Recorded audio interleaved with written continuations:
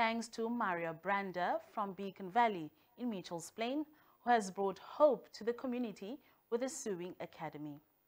On leaving Brander's academy, students are equipped with skills that can open doors to a paying workplace. Her success means Brander has a new challenge. She doesn't have enough space to accommodate everyone who wants to learn. Let's find out more from this community hero. What I'm doing is to get as much people off the street into work. And I'm not training for our community, but I train for the whole community. Whoever wants to come are free to come, because I know what is it to be without work, and I also know what it is to haven't got food in the house. So this is for them, and for for all the boys and girls, middle-aged people, so that they can get into work.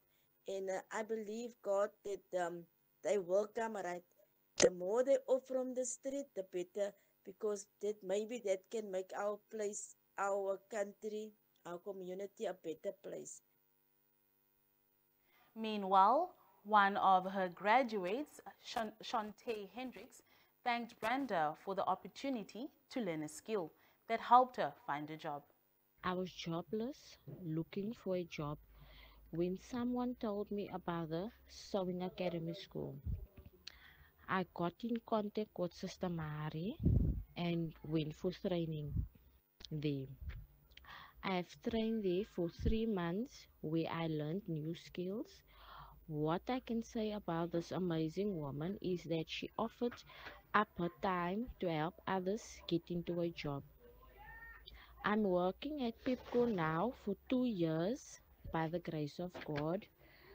The Sewing Academy School opened up a door for me, and I'm forever grateful for Sister Mari.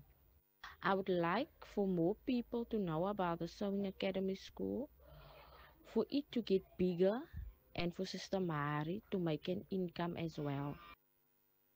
We leave it there.